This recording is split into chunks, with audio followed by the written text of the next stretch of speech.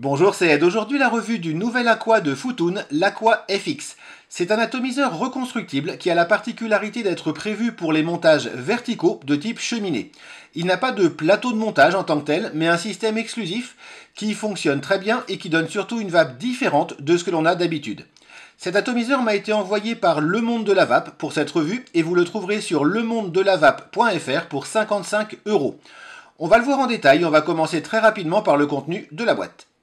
Le contenu de la boîte de l'Aqua FX est particulièrement complet. Vous aurez bien entendu l'atomiseur lui-même, un second réservoir d'une capacité de 5 ml. Le réservoir monté d'origine fait 3 ml.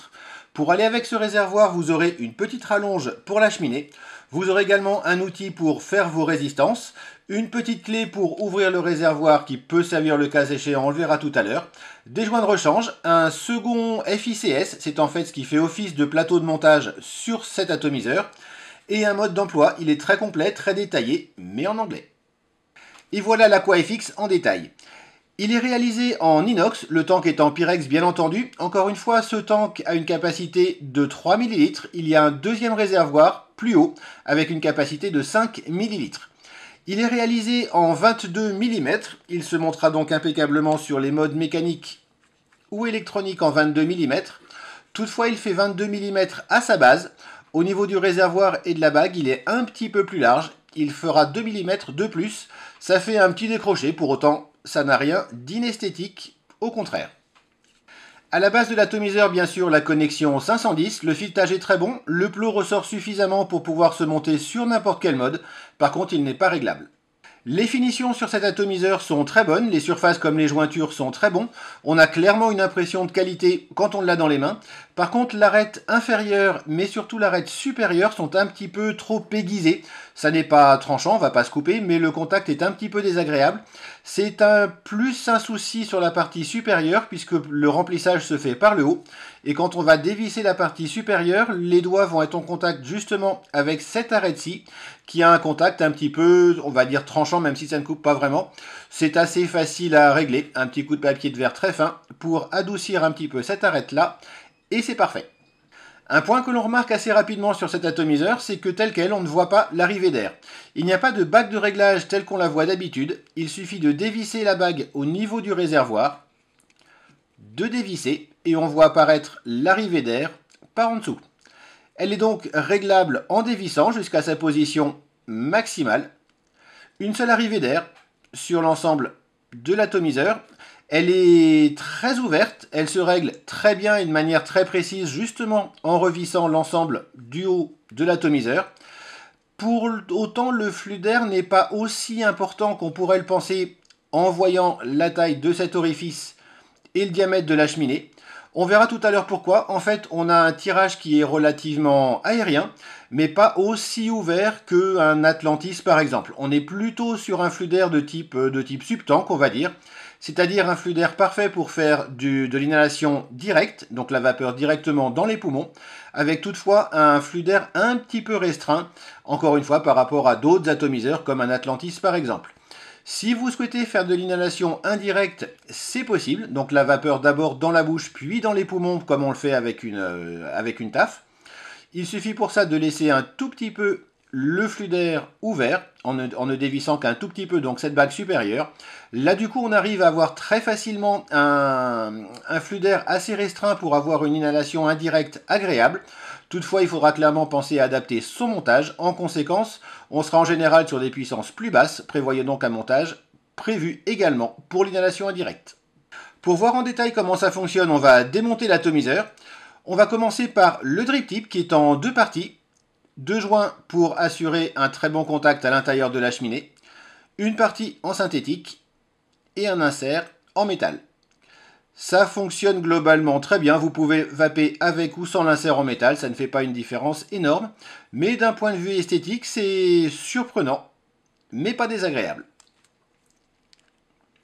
Pour démonter l'atomiseur, on va continuer à dévisser la partie supérieure. Pour donc régler le flux d'air, on ouvre jusqu'ici, et si on veut démonter, on continue à dévisser jusqu'à ce que la partie basse se sépare. On a un premier joint à ce niveau-ci. On verra cette partie basse donc avec le montage tout à l'heure. Pour continuer à démonter le tank, c'est assez classique, il se démonte en deux parties. La partie basse, et c'est un petit peu plus original, qui contient la base de la chambre et le haut de la cheminée. On a ici les trous d'arrivée de liquide qui arriveront donc au niveau de la chambre. Et une cheminée très ouverte qui permettrait un énorme flux d'air. On verra en fait tout à l'heure que le flux d'air est restreint à ce niveau-là. Le réservoir avec ses deux joints. Le joint du bas fonctionne avec la pression au niveau de la base de la cheminée. Le joint du dessus fait le contact sur les bords à l'intérieur du réservoir. La finition au niveau du pyrex est très bonne. Le pyrex est épais, absolument pas coupant. Aucun souci à ce niveau-là. Et on a donc la partie haute du réservoir sur laquelle on va pouvoir dévisser la partie supérieure, ce qui permettra, on le verra tout à l'heure, de remplir le réservoir par le haut. On a ici le haut de la cheminée et deux énormes trous pour le remplissage du réservoir. On verra ça tout à l'heure en remontant l'atomiseur. On va passer maintenant à la partie montage.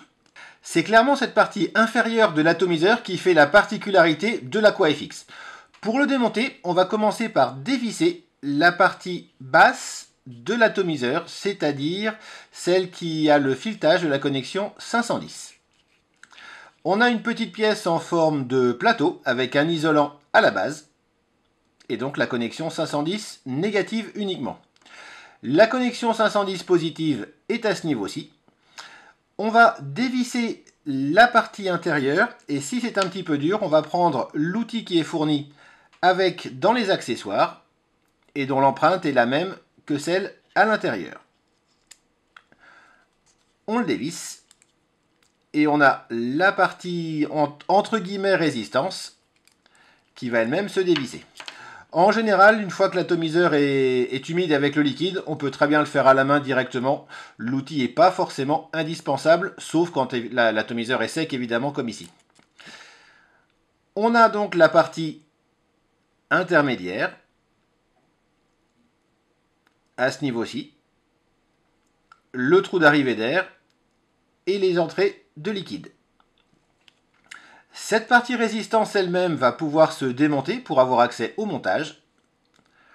On va dévisser la partie supérieure, comme ceci. Cette espèce de couvercle va permettre le passage de l'air, et sa forme donc avec les petits trous sur les côtés permet en particulier d'éviter les speedbacks, c'est-à-dire les remontées de liquide. Pour avoir accès à la partie mèche résistance, on va pousser la petite tige donc du plot positif. Et on va arriver à la partie donc résistance et mèche. C'est cette partie et uniquement cette partie qui fait en fait le plateau de montage, la partie reconstructible de l'AquaFX. C'est ça. Si on continue à démonter, on va avoir la petite tige donc du plot positif qui peut également sortir de l'ensemble, comme ceci. Ce qu'on peut voir assez rapidement, c'est qu'en fait, l'air va arriver donc par la base, arriver par les deux petits trous que j'ai perdus à ce niveau-ci. Voilà. Et l'air va passer par cette petite cheminée qui est beaucoup plus réduite que la cheminée donc, que l'on a au niveau du réservoir. Et c'est en fait cette petite partie-là qui restreint le flux d'air sur l'ensemble de l'atomiseur, uniquement parce que cette cheminée-ci est un petit peu plus réduite en diamètre. Et voilà ce qui, sur l'AquaFX, fait office de plateau de montage. Ça peut inquiéter à première vue, et en fait ça fonctionne très bien, et c'est relativement facile à coiler, contrairement aux apparences. C'est un montage donc vertical, avec un montage de type cheminée, donc l'air va circuler à l'intérieur du coil, la mèche étant autour. On a un axe à l'intérieur d'environ 4 mm, ce qui permet un excellent passage du flux d'air. On va voir tout de suite comment ça fonctionne. On a une première couche de coton, du coton très fin, avec une bande comme ceci. Pour avoir accès au coil, il va falloir enlever les deux circlips, les deux petits clips en métal que l'on a au bout de cette pièce qui elle-même est en céramique. À faire relativement minutieusement pour ne rien casser quand même. La céramique est relativement solide, mais ça reste de la céramique, ça peut casser. On va enlever la deuxième pièce et continuer à démonter. On voit ensuite comment ça fonctionne. On a de chaque côté de la petite pièce en céramique les deux plots, en fait, les deux pattes de notre résistance. On peut sortir la résistance comme ceci. La partie en céramique elle-même. Si on continue à dérouler,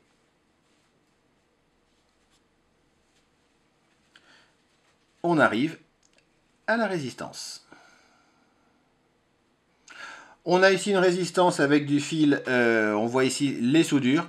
Il y a probablement une partie non résistive au niveau des pattes et la partie résistance elle-même au milieu. Si vous souhaitez refaire, et vous aurez forcément d'ailleurs besoin de refaire le montage, pour ce faire, vous avez un accessoire. C'est un axe qui est exactement du bon diamètre.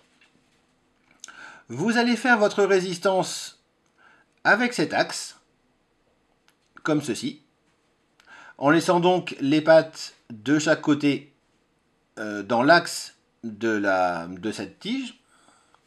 Vous allez ensuite prendre du coton. J'ai essayé également avec de la Fiber Freak, ça fonctionne très bien. La densité 2 en particulier est parfaitement adaptée à ce montage. Vous allez ensuite découper donc une bande de mèche, que ce soit coton ou Fiber Freak, pardon.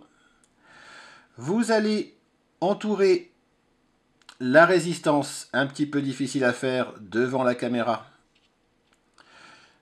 avec votre bande de mèche,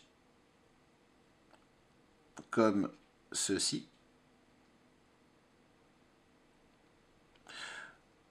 Vous allez commencer à la rouler un petit peu. Un petit peu délicat à faire devant la caméra, encore une fois. On va tâcher de le faire proprement malgré tout. Vous allez ensuite reprendre la partie support. Insérer le tout à l'intérieur du support en laissant les deux pattes au niveau des encoches que l'on a donc dans le support, comme ceci. Un petit peu délicat, mais ça fonctionne très bien. Vous allez ensuite pouvoir continuer à tourner avec ce qui reste de mèches en coton. Et c'est prêt à vaper.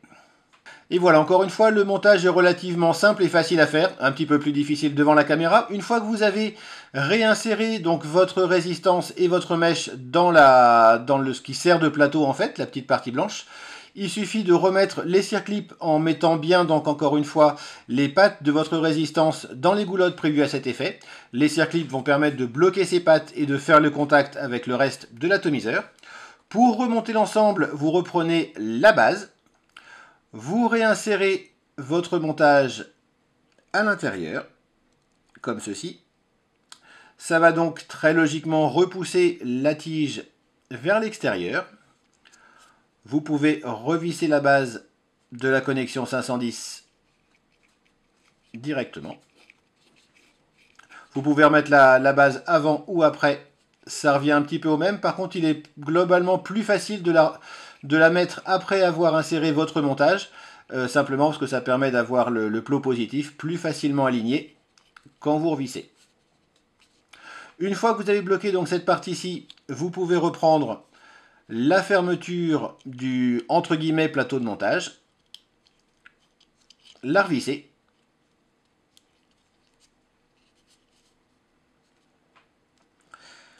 Vous n'avez plus ensuite qu'à remettre la base.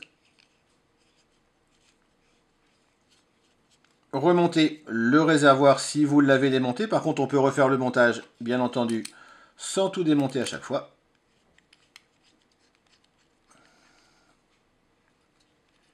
Bien revisser l'ensemble.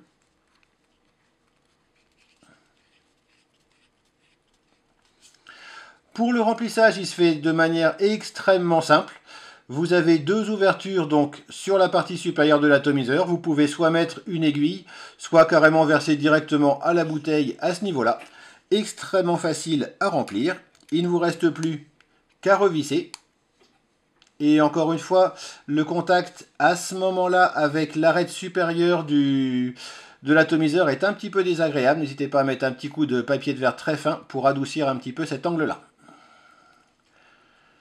Et c'est prêt à vaper. Vous avez également dans les accessoires une espèce de petite clé. Si à ce niveau-là ça venait à se bloquer, ça ne m'est jamais arrivé, mais je présume que ça peut arriver. Vous pouvez dévisser cette partie-ci avec une prise bien plus agréable à ce niveau-là. Une petite remarque par rapport au remplissage. Quand vous allez remplir, si vous remplissez jusqu'à ras-bord et que vous refermez, vous êtes absolument certain d'avoir des fuites énormes par l'arrivée d'air. Si vous ne voulez ne pas avoir donc de fuite quand vous remplissez, pensez à bien refermer au niveau de l'arrivée d'air avant de remplir. Vous remplissez, vous refermez. Si vous voulez être absolument 100% tranquille pour ne pas avoir de fuite, vous allez retourner l'atomiseur. Donc globalement, vous aurez une petite bulle d'air à ce niveau-là. Et vous rouvrez l'arrivée d'air avec l'atomiseur tête en bas. Le fait de le retourner n'est pas indispensable. Si vous avez des fuites, même malgré le fait que vous ayez fermé puis rouvert l'arrivée d'air avant de remplir, vous pouvez essayer en le retournant, mais globalement, c'est pas forcément indispensable. Vraiment indispensable par contre, bien refermer l'arrivée d'air avant de remplir. On l'a vu tout à l'heure, on peut également changer le Pyrex de manière à avoir 5 ml de liquide plutôt que les 3 avec le Pyrex d'origine. Pour ça, il suffit de démonter le Pyrex, de rajouter au niveau de la cheminée la petite pièce qui est fournie dans les accessoires. C'est tout simplement une rallonge comme ceci à la cheminée. Vous prenez le grand réservoir, donc celui de 5 ml. Vous revissez comme avant.